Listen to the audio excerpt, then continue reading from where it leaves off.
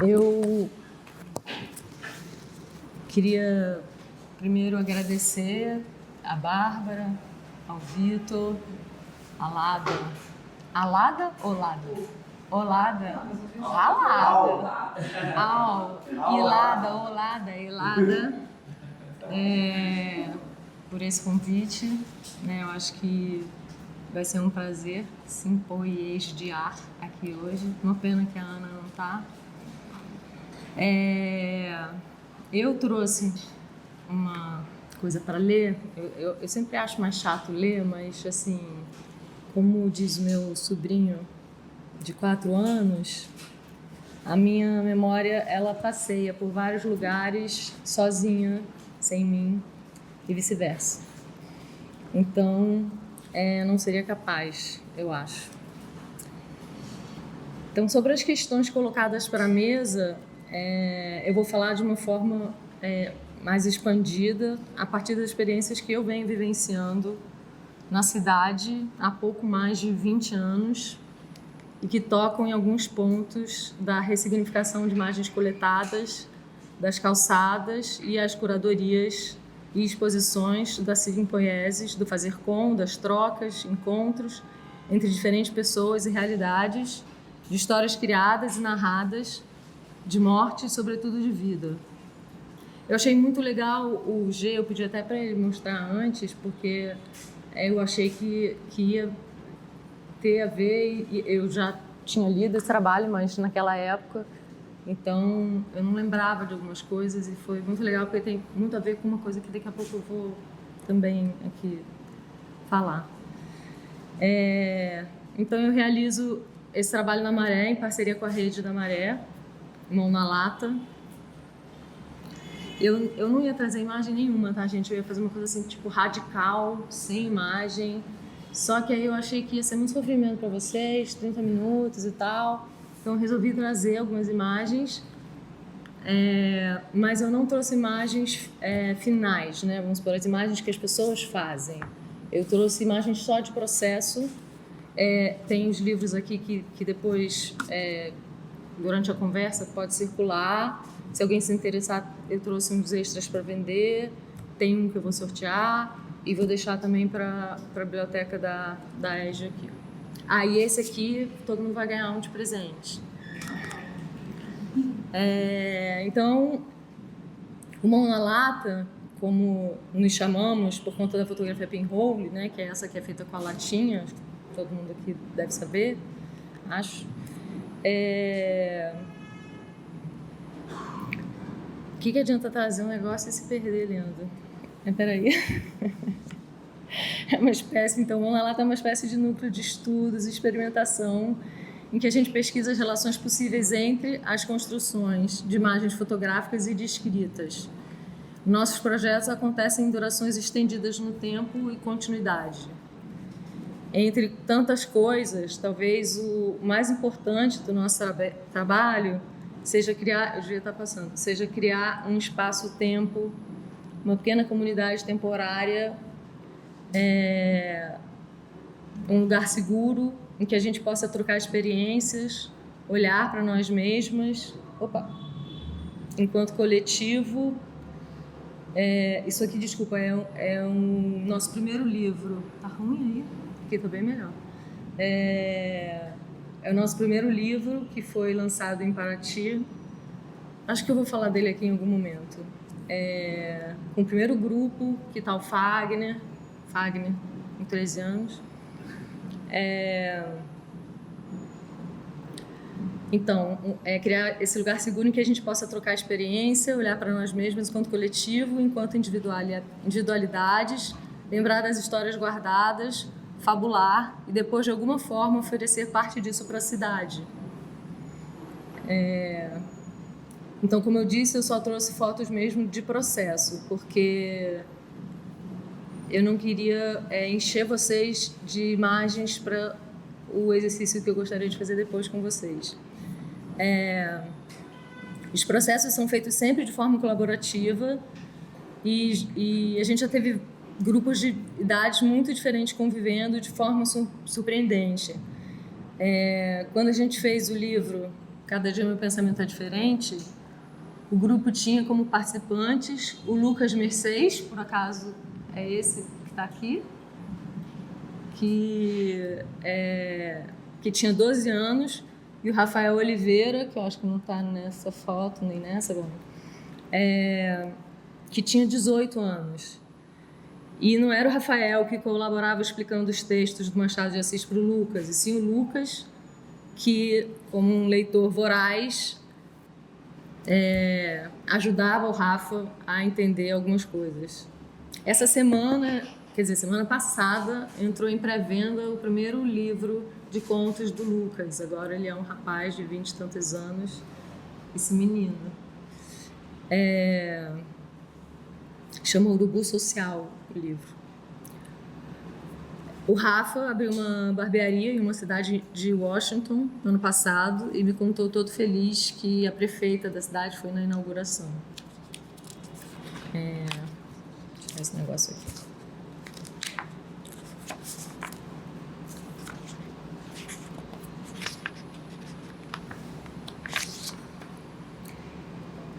É bonito, ao longo desse tempo alargado, em que a gente passa anos realizando projetos juntos, poder compartilhar. O que foi? Olha o G ali, ó. Olha o G. O G. O Lucas pequenininho também. Vi que você estava nessa? Você foi? Por aí também.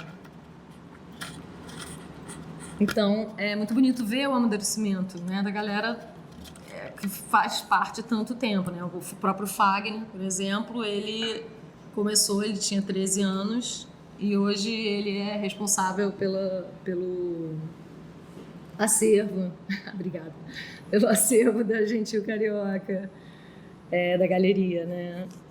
Além de ser pai de 2 filhos, né? O Apolo e a Alice. Enfim, eu estou contando essas coisas porque eu queria situar, vou passar um pouquinho mais rápido aqui essas imagens, passar sem falar. Quer dizer, eu vou falar. Isso aqui, a gente compraram algumas imagens do ensaio Cada Dia Meu Diferente para o acervo do Meu Pensamento, para o acervo do Museu de Arte do Rio, né, que é o Paulo Regenhoff conversando com os meninos sobre as imagens. Nessa do meio, uma exposição que foi feita na França, em Lille, aqui no Oi Futuro. E essas de baixo foi naquela treta que teve no MAN de São Paulo, não sei se vocês lembram, que o MBL entrou não, né, mas ficou na porta, eles não chegaram a entrar, né, que teve a performance do... Alguém lembra o nome dele? Poxa, sempre me foge, mas enfim, ele estava fazendo a performance da Lígia Clark no... Lembra? Acho que não é... eu não sei, mas enfim, a gente participou dessa exposição também e a gente estava lá, a gente viu tudo, não teve nenhum problema, foi realmente uma coisa muito feia. Esse é um curta em stop motion que a gente fez. Eu até coloquei essas fotos perto porque aquele lá em cima é o Jonas, que é essa mesma pessoa que está aqui, quer dizer, lá em cima ele está em 2010 e aqui, 5 anos depois, ele é o Caio nesse personagem. Esse é o Maré de Casa, que é um site que a gente fez durante a pandemia. Como eu não tinha feito isso, gente, essas imagens eu fiz hoje correndo para mostrar para vocês. Eu vou mostrar assim sem ficar seguindo o texto, porque ele não está aqui. Eu falei que eu estava contando essas histórias porque eu queria situar um pouco de onde eu falo e do envolvimento que eu tenho com o trabalho há tantos anos e com as pessoas que fazem ele acontecer nessas comunidades temporárias que não são nem tão temporárias assim, né? Esse foi o projeto que a gente fez em 2022, que resultou neste livro aqui. O nosso trabalho ele acontece muito com pinhole, mas esse livro é feito com fotografia digital. E é muito interessante ver também como as pessoas que estão há muito tempo fazendo pinhole acabam trazendo um pouco da estética da Pinhole para o digital também, né? Com desfocado, com aquela tua primeira foto no ônibus, é uma Pinhole total, né? Colorida. Então aqui a gente teve vários encontros com várias pessoas, Estúdio Tanano, Thiago Barros, e aí resultou no livro, que a gente lançou o livro lá no Centro de Arte da Maré, e uma exposição do trabalho também que era feito com tecido. No mesmo ano, a gente fez uma experiência com as crianças, uma oficina com as crianças, em que o Jonas e a Jones davam aula. E a gente fez, pela primeira vez, esses processos artesanais sem câmera, né? Que foi a antotipia e a sanotipia.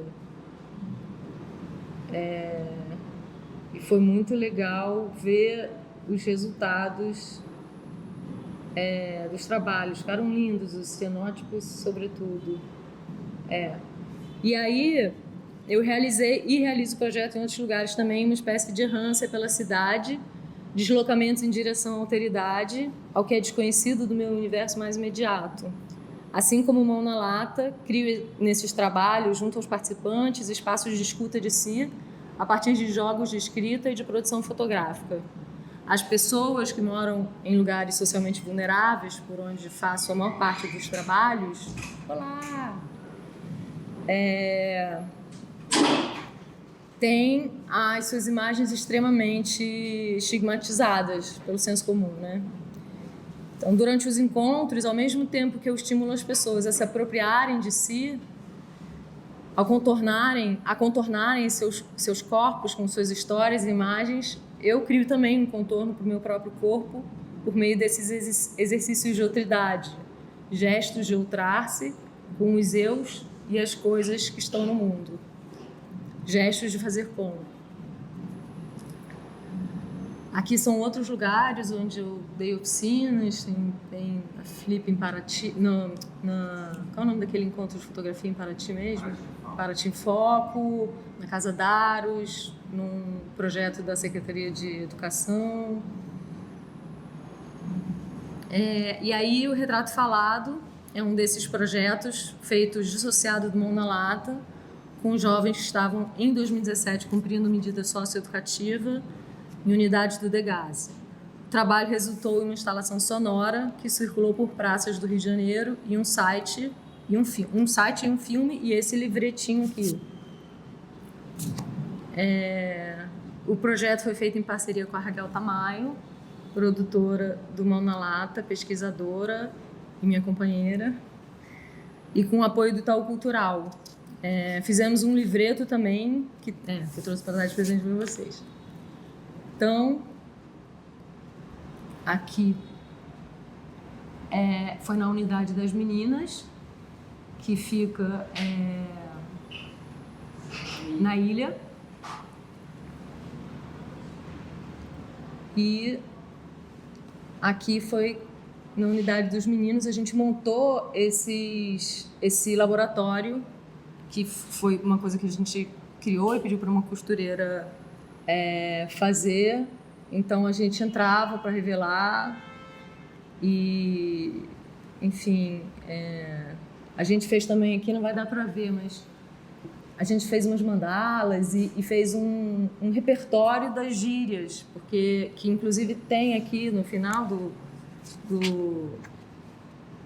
as expressões que eles falavam, e eu falava, que é isso? E aí a gente foi escrevendo e colocando. O pessoal não gostou muito não do Degaze, mas carne de monstro, porque carne de monstro, carne assada, da vaca, biscoito de leite, deu uti, comida ruim, deu tilt, não, desculpa, deu uti, fé no boi, bater punheta, frangão da Dilma, pedaço de frango, raridade na cadeia, fruta amarela, banana, enfim, assim vai, aí vocês vão ter, muito bacana. E aí a gente usou a mesma estrutura, sim, como se fosse uma forma de tentar levar, né, para a rua também esse mesmo lugar onde essas imagens se revelaram. A gente teve que mudar a cobertura, né? O Xande teve lá, ele ouviu as histórias E não vai dar para ficar falando de cada um, porque na verdade eu vou falar de um projeto específico. Eu tenho muitos links depois para passar para quem quiser entrar em cada projeto desses. Então eu venho realizando desde 2015, com grandes intervalos também, um trabalho com pessoas em situação de rua que formaram uma comunidade em uma rua na Maré em torno do uso de crack. Eu nem estou contando o tempo. A minha colaboração se insere em um projeto maior, realizado também pela Rede da Maré, o Espaço Normal, né, que é chamado um galpão que atende essa população e atua para a criação de políticas públicas de redução de danos e cuidado para pessoas que fazem uso de crack e outras drogas. Em 2024, eu fiz uma oficina de cianotipia.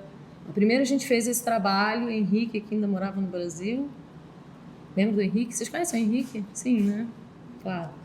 A gente fez uma ação que era tanto para fazer uma carteirinha de identidade, porque as pessoas não tinham documento e tal, então tinha o número da rede, caso eles fossem parados pela polícia, coisas assim. E a gente fez também, com essas mesmas imagens, a gente fez uma espécie de instalação na Avenida Brasil, que era isso: você me vê quando me olha, você me vê quando me olha. E não durou uma noite. No dia seguinte já tinha um piche enorme, assim, tapando as pessoas todas. Não sei se dá para ver aqui, tem um peixe, uma costela de peixe, e estava escrito Sugismundos. E aí eu tive a ideia da gente pintar os Sugis e ficar só Mundos, sabe, para não ficar, né, porque eles iam ficar ali um tempo. Aqui são algumas das imagens. E aí, em 2024, eu fiz uma oficina de cianotipia com algumas mulheres frequentadoras do espaço. Foi super bonito, porque a gente acessou as memórias de infância delas. Elas se emocionaram contando as histórias e cantando canções de quando eram pequenas. De repente, estava todo mundo cantando Ciranda, Cirandinha, vamos... Foi muito bom. Foi super bonito, assim. Aqui tá... Eu tirei isso... Isso também virou um e-book de uma pesquisa sobre violência contra a mulher nesses espaços. E ele foi muito permeado por essa oficina, assim. Ele foi muito ilustrado pelas imagens que elas fizeram. Isso aqui são só fotos de processo, mas os cianótipos estão ao longo. Também tem um link para esse trabalho, caso alguém se interesse em ver. E é legal, porque tem muito chão aqui, né, nesse trabalho. Tudo feito no chão. Os cianótipos, né?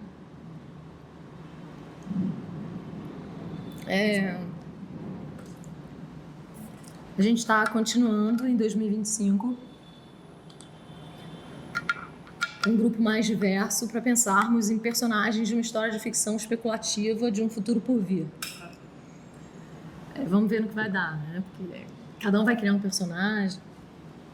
Então, o que eu queria dizer, mostrar, contando um pouco desses projetos, é que eu tenho estado em diferentes chãos da cidade, fomentando encontros, convivência entre diferentes formas de vida por meio da escrita e da fotografia em primeira pessoa.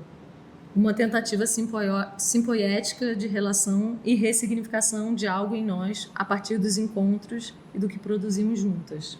Deixa eu só ver uma coisa. Não?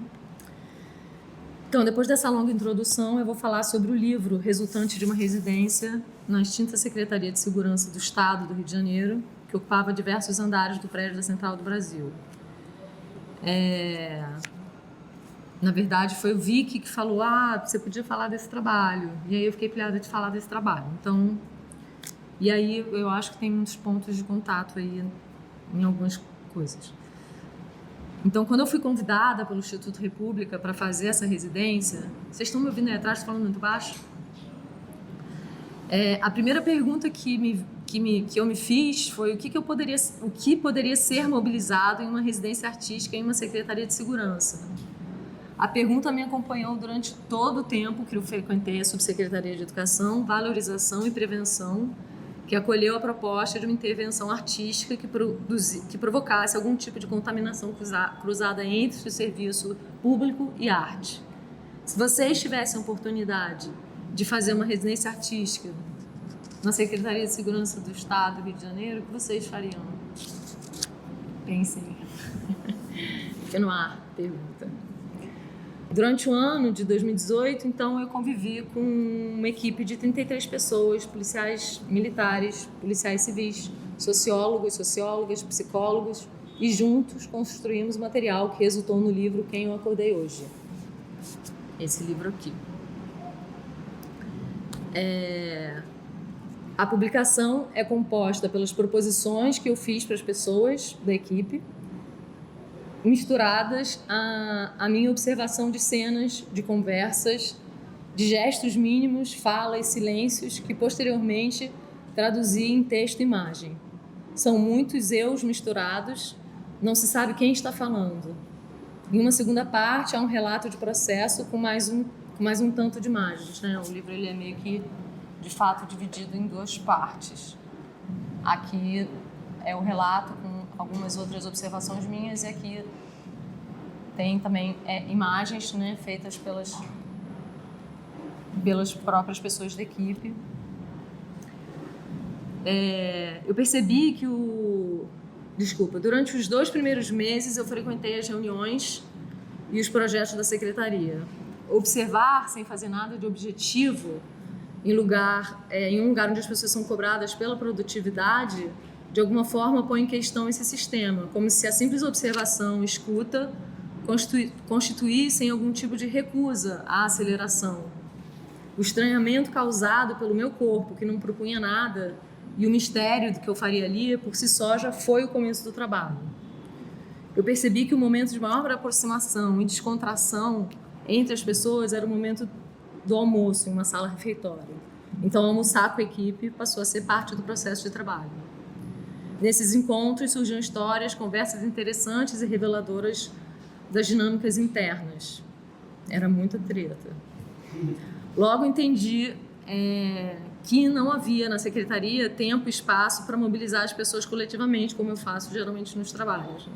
Teria que propor algo em que eu pudesse fazer de alguma maneira, que as pessoas pudessem fazer de alguma maneira individual. Então eu elaborei uma espécie de jogo que pudesse ativar relações. Fiz uma série de proposições a serem realizadas individualmente em um tempo pré-determinado. As proposições eram deixadas por mim periodicamente em envelopes amarelos na mesa de cada integrante da equipe.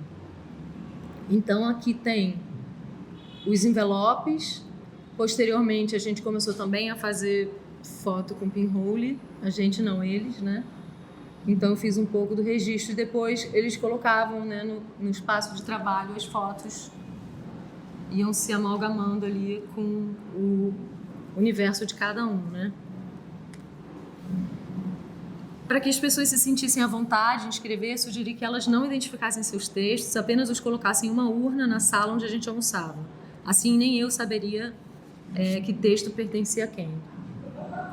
O jogo, para se completar, pedia que o material produzido ficasse visível de algum modo.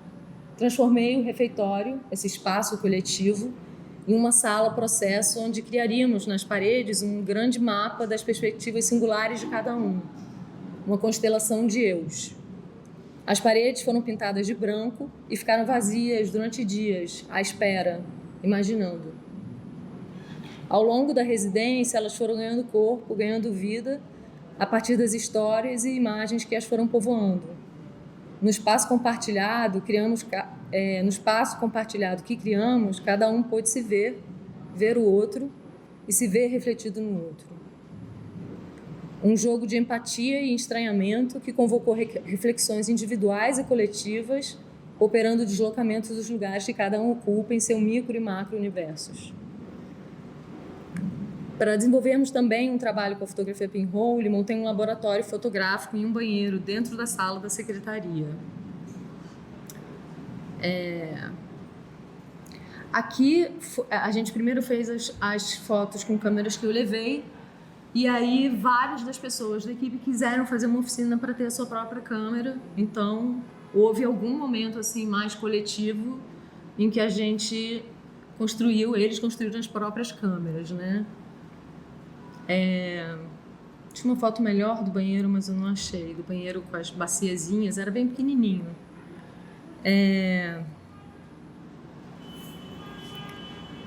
É isso. Peraí. Tá. Ai, ficou um negócio branco. Vou deixar assim, então. Há anos pratico um conceito-ação que nomeei... Deixa branco. Que nomeei o corpo como câmera, que tem um pouco a ver com... É um gesto que realizo sem um dispositivo fotográfico. Trata-se de um estado de presença e atenção, um modo de escuta em que me coloco em deslocamentos a pé pela cidade. Um corpo vivo que capta frequências sutis. Uma ativação do corpo sem a qual não se pode perceber os virtuais. Fragmentos de conversas, sons na rua, frases nos muros, imagens, gestos incompletos. Tudo que vibra ou ressoa se inscreve em latência no próprio corpo para depois ser narrado em forma de imagem e texto. Sobre os virtuais, o Davi Lapujade, que é um francês, citando o Etienne Souriau, um outro francês, em As Existências Mínimas, que é um livro muito lindo para quem nunca leu, vai dizer que os virtuais estão aí, à nossa volta. Eles aparecem, desaparecem, se transformam à medida que a própria realidade muda. Eles não têm nenhuma solidez, nenhum lugar determinado, nenhuma consistência. Sua perfeição é serem inacabados. Há algo neles como uma expectativa, uma exigência de realização. Seu gesto próprio é suscitar outros gestos. São os virtuais que introduzem um desejo de criação, uma vontade de arte no mundo. Em 2020, fui apresentada a Ursula Le Guin, autora de ficção especulativa e ficção científica, e o corpo como câmera fez ainda mais sentido para mim. Imagino, não sei, que vocês conheçam a Le Guin. Em seu ensaio A Teoria da Bolsa da Ficção, mega simplificando aqui de forma irresponsável, ela nos lembra de que antes que fôssemos caçadores e de desenvolvêssemos armas para matar animais, éramos coletoras. Então, os primeiros dispositivos culturais inventados não foram objetos longos e duros utilizados para espetar, bater e matar, mas um recipiente, uma cesta, uma bolsa, algo que permitisse carregar o alimento para casa. A partir da premissa da bolsa coletora, deixa eu mostrar para vocês só. Então, isso foi o resultado, meio que final do refeitório com as proposições colocadas. Aqui tinha um espelho que dizia o que você olha, o que você vê. Ai, Jonathan deve ter visto. Tem um imã. Deixa a gente presa. Ih, caiu. Não caiu. Eita, gente, quebrei o negócio de vocês? Fiquei presa na mesa.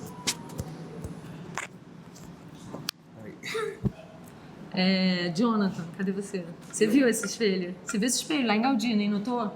Espelho, vi.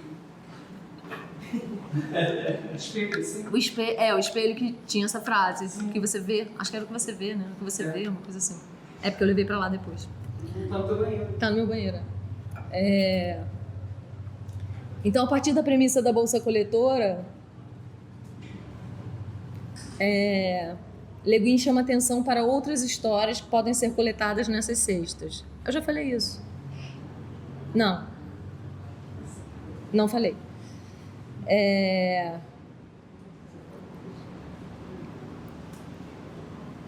Desculpa, gente, vou de novo.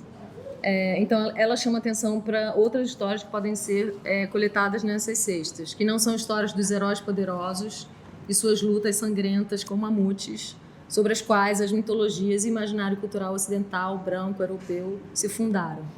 Essas histórias que remetem à flecha ou à lança, em sua teoria, perdem espaço para histórias que cuidam, que guardam histórias menores. No lugar de heróis, elas contêm pessoas. Pode desligar esse negócio agora, porque fica essa luz para eles. Tem como desligar o projetor? Então, não tinha uma que estava branca, não pode deixar lá? Mas é que vai ficar branco não. Ah, tá. Mas não tem como desligar. Desligar o projetor. Mas Só que ficou a luz para vocês, né? Tá de boa? Então tá. Coronel do... boa. Coronel, então, contei... Bom, não sei o que fazer. O que é ser? O que é ser? O que é ser? Esse fundo de seminário? Oi? Aquele card de seminário? Pode? Gente, vou voltar a essa frase que é importante. Essas histórias que remetem à flecha, ou a lança, em sua teoria, perdem espaço para histórias que cuidam, que guardam histórias menores. No lugar de heróis, elas contêm pessoas. Coronel Duarte fez a sua foto com muito zelo. Reuniu os filhos no jardim, posicionou a câmera na ponta de uma mesa e contou 35 segundos. O sol estava forte. O que foi, Raquel? O que foi? Pô. Márcio fez sua foto apoiado na mureta da porta de casa. O sol estava batendo no rosto dele. Contou 60 segundos. Ficou preocupado porque a latinha estava no sol. Marisa reuniu todos das... Porra, esse batuque tá aqui. Marisa... Vocês preferem que eu levante? Tá de boa. Marisa reuniu todos de sua igreja para vê-la tirando a foto de uma plantinha. Contou 40 segundos. A foto não saiu. Disse que não sabia o que falaria para as pessoas, já que o ato fotográfico, envolto em mistério e curiosidade, gerou grande expectativa. Ela diz: parecia que eu estava fazendo um número de mágica. Lara fez uma foto da estação de Marechal Hermes. Disse que a estação é ela, que, portanto, a foto da estação é um autorretrato. Elinho fez a foto com a esposa na varanda de casa, ambos olhando para a paisagem. Fabinho, em meio ao trânsito da Presidente Vargas, aproveitando um sinal fechado, posicionou a câmera no motor da moto. Achou que a latinha tremeu. Helena apoiou a câmera em um cone de trânsito. A câmera caiu logo no início da foto. O sol estava forte e as 4 crianças que foram fotografadas, entre elas seu filho, contaram 60 segundos até que uma delas falou: tia, pode fechar a câmera. Tia, acabou, pode fechar a câmera. Seu filho de 4 anos ficou aliviado, porque já não aguentava mais segurar o chapéu para não cair da cabeça, porque ventava muito. Fernanda fez um autorretrato sentada, meditando em uma pedra do arpoador. Contou 120 segundos. O sol estava brando, a cabeça ficou parcialmente cortada. Tatiana fez uma pose com as pernas para o alto, deitada em sua moto. Mandou para mim a foto da foto sendo feita, enquadrando a latinha. Celinha me devolveu a câmera dela sem falar nada, além de tomara que tenha saído. Me devolveu a latinha embrulhada para presente, um papel transparente. Disse que era para não entrar luz. Gesto número 1. Caminhar na rua com o corpo vivo, atento ao longo de um trajeto. Anotar fragmentos de conversa, sons da rua, frases dos muros, imagens que chamarem a atenção. Estar especialmente atenta às múltiplas violências cotidianas durante os deslocamentos pela cidade. Registrar imagens, o corpo como câmera, estar dentro da imagem, narrá-la. Então agora eu vou fazer o movimento inverso do que quando a gente olha para as imagens vendidas no shopping chão, em que a gente fabula histórias, imagina o que acontece nas fotos, se pergunta quem são as pessoas, como chegaram ali. Optei por não trazer imagens para vermos com os olhos. Não trazer imagens para vermos com os olhos. Vou propor algo que precisa da colaboração ativa de todas, todos e todes. Então, agradeço se puderem fechar os olhos quando eu pedir. Narrarei imagens que coletei com o meu corpo. Peço que vocês construam, a partir do corpo de vocês, as suas imagens. Pratiquem a imaginação. Se dormirem, não tem problema. A escuta estará acontecendo de qualquer forma. E talvez outras imagens se formem, misturando sonho e algumas palavras audíveis. Simpoieses. Pode ser? De olhos abertos intuo que não conseguirão ver. Peço então que fechem os olhos.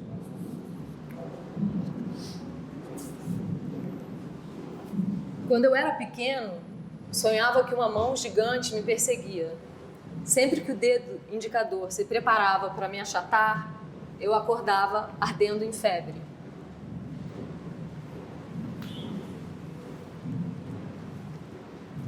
No pátio, em frente à Central do Brasil, um menino sem blusa, negro, franzino, entre 8 e 9 anos de idade, caminha de mãos dadas com a mãe.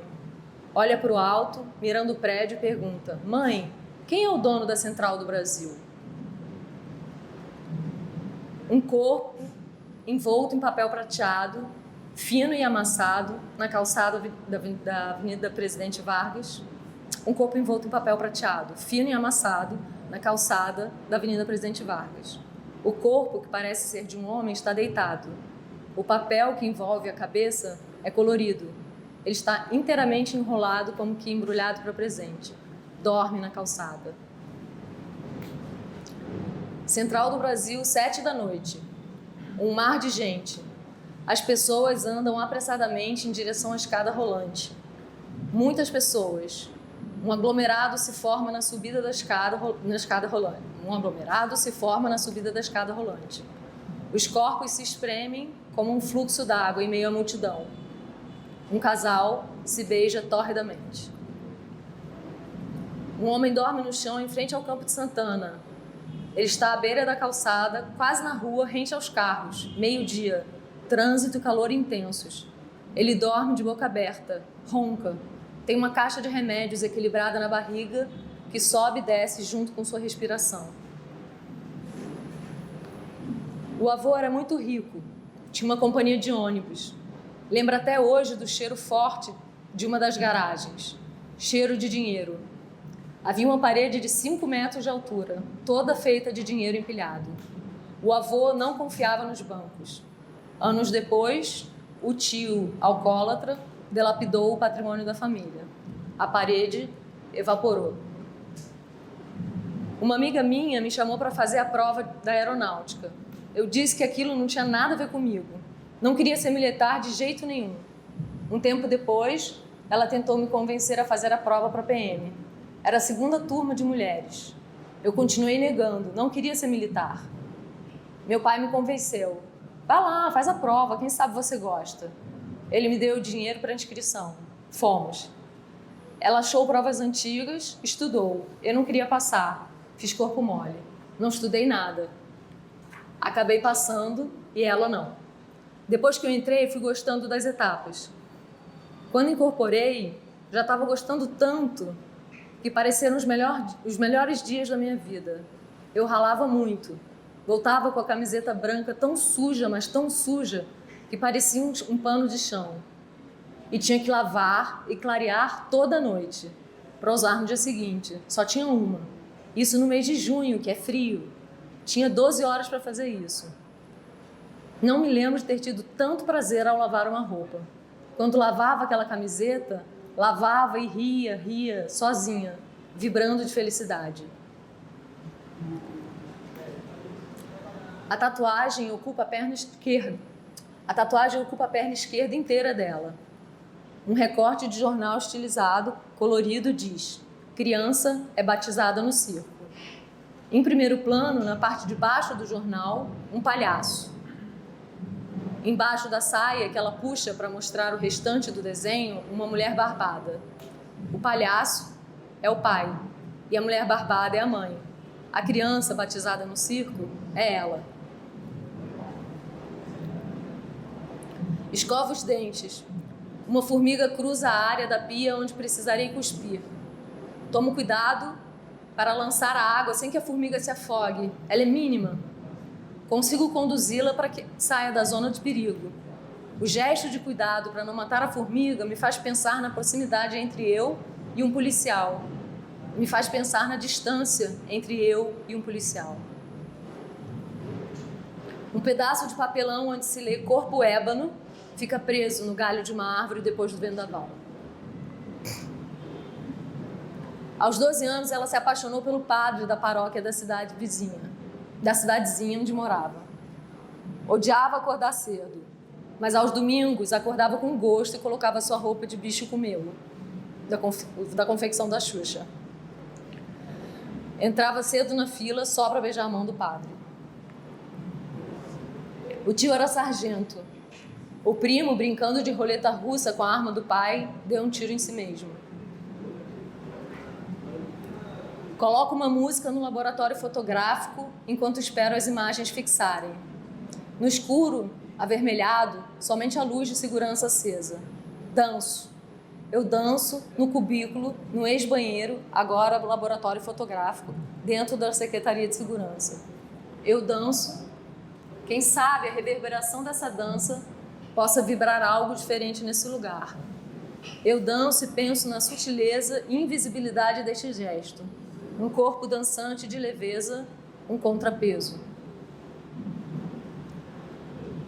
O pai criava passarinhos. Tinha 50 gaiolas e ele era responsável por limpar e trocar a água. Hoje em dia, só gosta de ver passarinho solto. Aprendeu a ler muito pequeno. O pai deu uma coleção de revistinhas para ele. Passava o dia lendo.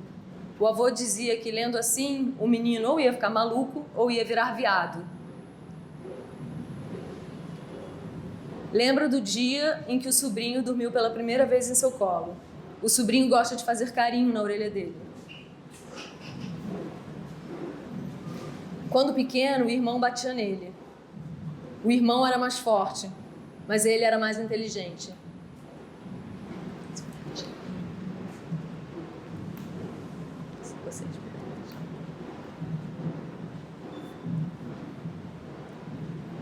Apaixonou-se pela professora que o alfabetizou. Anos depois, ao voltar à escola, já adulto, encontrou a professora. Ela lhe contou que ele era o motivo dela dar aula. Era um menino que perguntava o porquê de tudo. A curiosidade dele era o motor dela. O pai era policial, usava drogas e batia na mãe. Mesmo assim, o pai seria sempre seu herói. Ele me contou sobre as aranhas que aparecem no seu sítio. Falou sobre as armadeiras e como pulam nas pessoas. Uma vez que elas picam, tudo gangrena. A pessoa fica em carne viva. Mostrou fotos na internet. Não é a favor de matar os bichos, mas com as aranhas não tem piedade. Mete um aerosol e depois uma vassourada. Não vai dar chance ao azar. Dias depois dessa conversa, em uma casa no mato, me deparei com uma aranha enorme. A imagem da aranha pulando e tudo gangrenando não me deixou outra escolha. Matei a aranha. Me senti muito mal. Chorei. Nunca tinha matado uma aranha antes. No mato, não mato bicho algum, nem barata. Barata só em casos extremos. Ao contar para a mulher que vive no mato, ela me disse que não mata, apenas estende uma vassoura e deixa que a aranha suba em cima. Depois, tranquilamente, a tira da casa. Mostrou uma planta que serve como antídoto, caso a aranha pique. Quando me deparei novamente com uma aranha, segui o conselho dela e não o dele. A aranha subiu na vassoura e voltou para o mato. Quando era menino, fazia xixi na cama e apanhava muito da mãe. Ela era muito bruta. O pai nunca bateu nele. Para ele, o pai era como um bálsamo. Aos 13 anos, durante uma madrugada agitada, a mãe entrou em casa de um jeito que ele intuiu que o pai havia morrido. Fugiu de casa sem que ninguém visse e foi até o vizinho onde estava o corpo. Viu o pai estendido na cama, imóvel. Bateu no peito do pai e chorou. Não acreditava que ele não estivesse vivo. A família não tinha dinheiro para ter uma câmera fotográfica. Ele aproveitava para ser fotografado quando o avô o visitava. O avô tinha uma câmera. Nas fotos em que aparece, o menino está sempre ao lado do avô. Casou e foi morar na favela. Teve a sensação do mundo ser muito grande, sua casa pequena e os problemas pequenos também. Estudava segurança pública, trabalhava com segurança pública e vivia na favela. Ainda hoje entra em conflito por morar na favela e trabalhar com segurança pública. Ouve os helicópteros que passam dando rasantes nas casas, sente medo e depois vai trabalhar tentando acreditar na possibilidade de mudança dessa realidade por meio da educação policial. Às vezes o mar está tranquilo e de repente ele se agita de uma forma que dá medo.